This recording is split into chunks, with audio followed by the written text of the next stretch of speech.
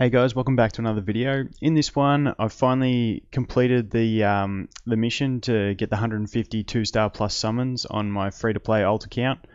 In this video, I'm going to go through a bit more about what I did, the sort of quests and achievements that I completed to get the summons, and some other additional tips I picked up along the way. Then I'll also summon the stone, and this is my 1-star army account, my new alt account, and I'll just take you through the account and show you some of what I've been working on. And keep in mind, before we go even into the monsters in this account, this is just a pure experiment account that I'm playing around with different ideas and having fun with, so don't follow along with it. It would be my first tip. Alright, so first of all, I'll collect this and we'll summon that a little bit later.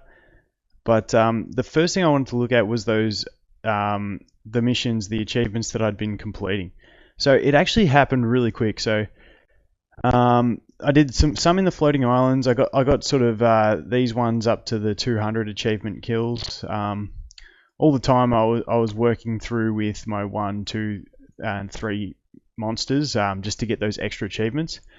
And then from the floating islands, I actually jumped straight into the sunken city and went up to the 500 achievement on the monks and the ninjas, because they were just so efficient in those levels, because they also let me get the 100 achievements for the samurais and the evolved monks.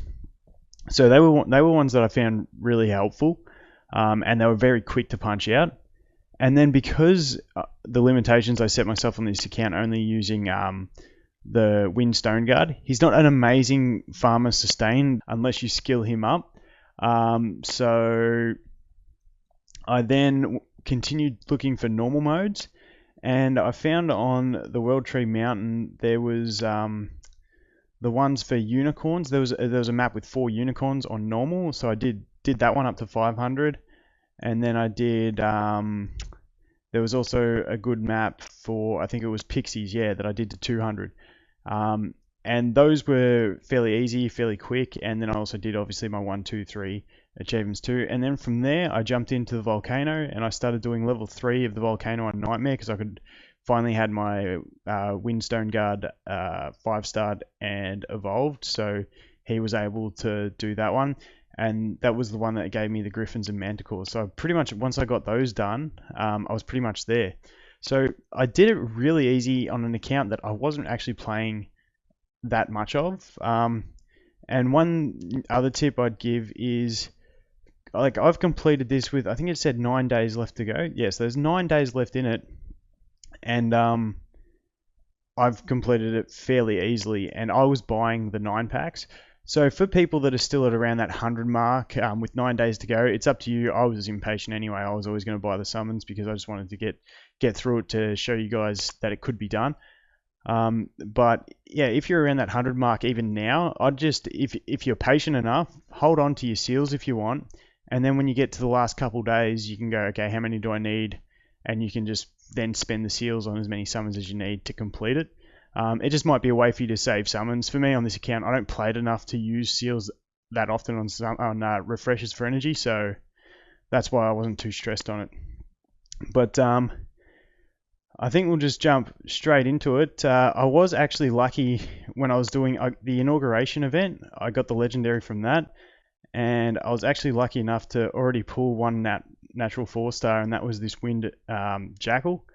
And he looks really cool, but I'll get onto him a bit later. First of all, let's do this summon and see what we can manage to get. I'm just hoping it's something that I haven't got on my main account, just so I can test something new, but we'll see. The Fire Giant. Okay, that's not a great one. Bombs are a bit average at the moment, so I guess it's something else for me to test. That's the whole point of this account, is to test new things, so I probably will eventually test him, but yeah, from what I hear, I've never actually tested bombs. I've heard they're fairly average, so we'll see how he goes anyway. So just before we go into the 2-star army account and what I've been working on, I just wanted to show you my free lottery, how many times I've played it. I've played it obviously every day that I've logged in. And like I said, I started the account a few days into the event, and I'm 15 days in.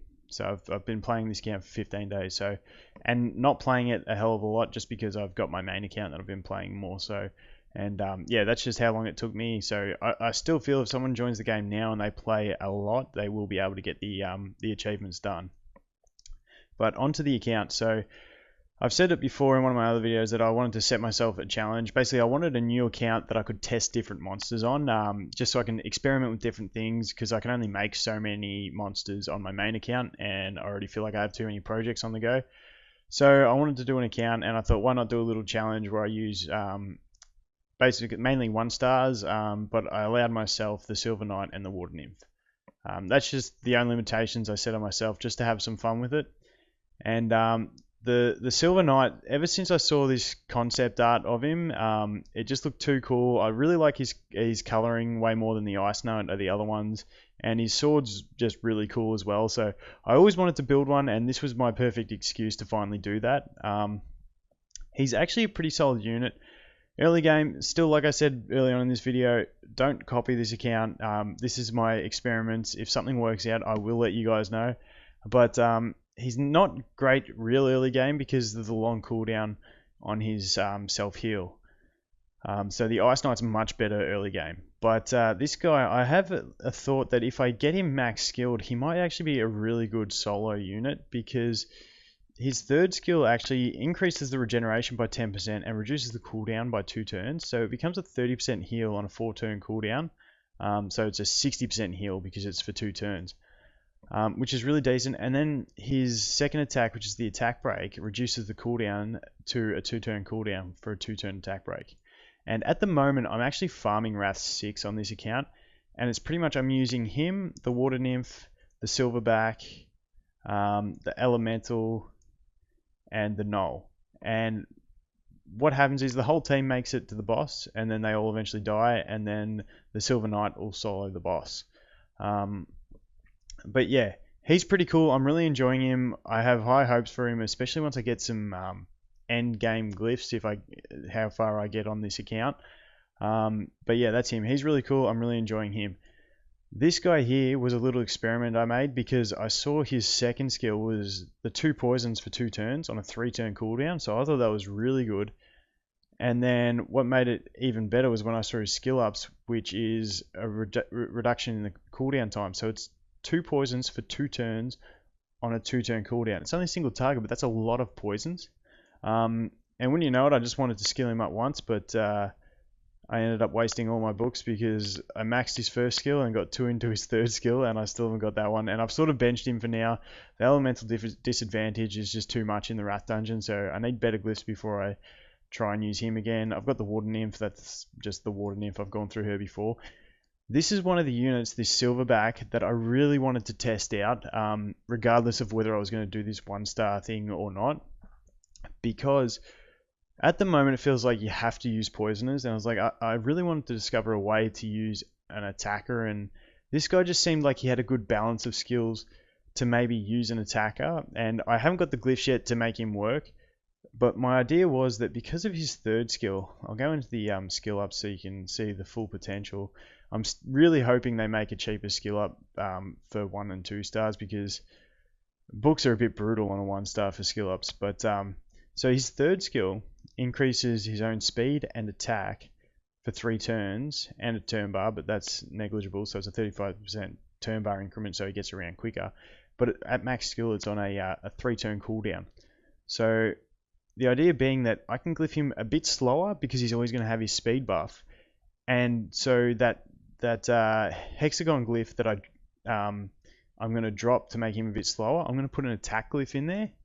And the idea being that it's not only going to increase his base attack, but because he's always going to have that attack buff as well, it'll drastically improve his damage, is the theory.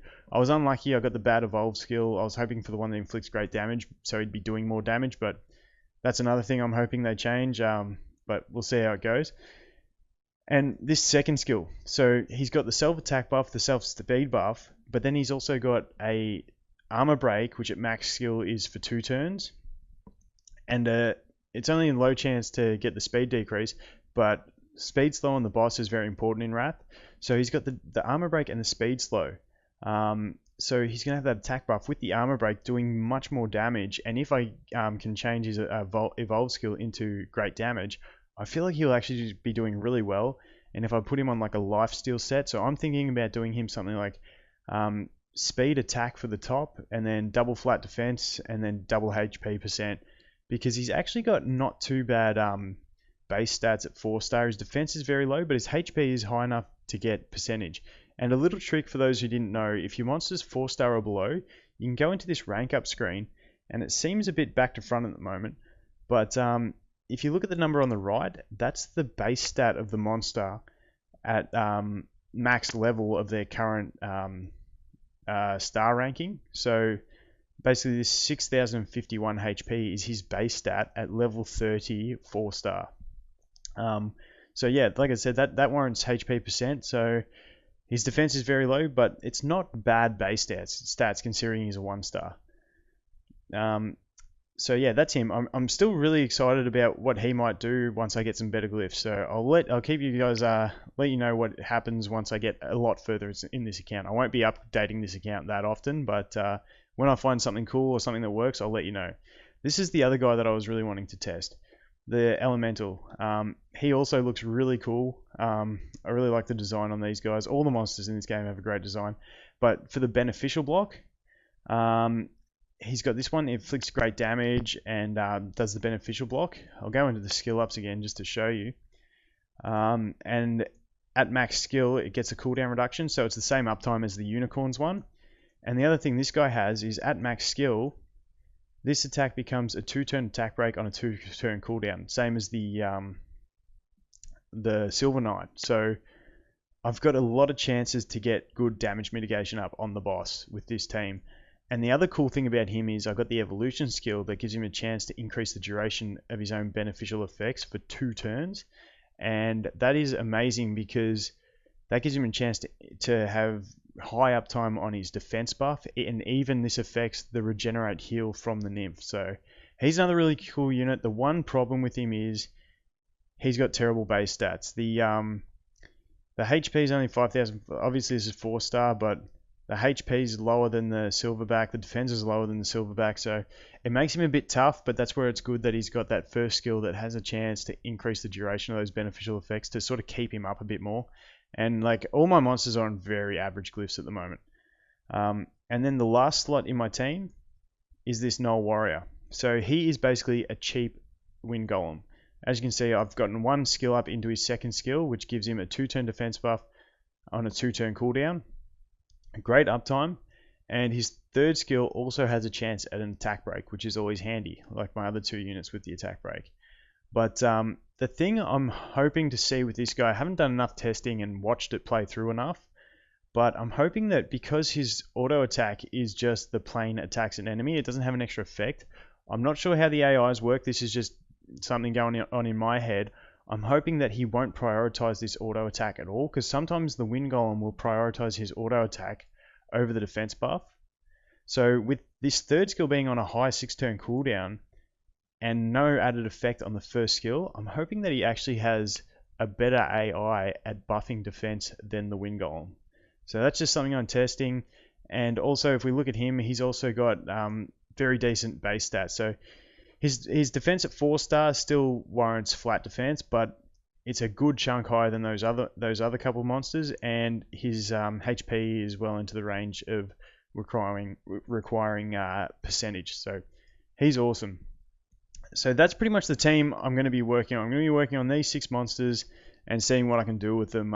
I'll keep experimenting. I'm going to aim to try to get to Wrath 10 with them, but if I fail, I fail, and then like I've got these other units that I really want to experiment with. So this Wind Jackal looks really cool for Wrath as well. He's got the armor break if the boss is above 50%, and it does damage based on the max HP, which is going to do big damage to bosses. And then he's also got this one, which is a polymorph, which the boss won't get polymorphed, but it lowers the turn bar by 50% and decreases the speed for 1 turn, which I'm pretty sure skills up into 2 turns, which we'll just check. So, oh no, it doesn't scale up in 2 turns, but the turn bar reduction goes up and the cooldown gets reduced. So it's basically a 2-turn debuff, if that makes sense, because the boss is going to be reduced pretty much to 0 attack bar. So he's got the full turn to wear through that speed buff. So he'll be really good. And the cool thing about these guys is they have a chance to get this evolution skill, which is amazing. Increases duration of harmful effects on the boss. So, sorry, on the enemy, but in Wrath he'll be attacking the boss. So if you've got your beneficial block and attack break up, you're pretty much golden, because that's going to be up the whole time if he's got this skill. And then if we look at the other units, I could have made an awesome team. If you guys have watched my other videos, you know I really struggled to pull the Wind Unicorn on both my other accounts that I played, and it was actually the first 2-star that I pulled on this account. I've also got the Water Tree, I've got a couple Fire Druids, I've got the Earth Felicor. What else have I got? I got the Water Bird, obviously.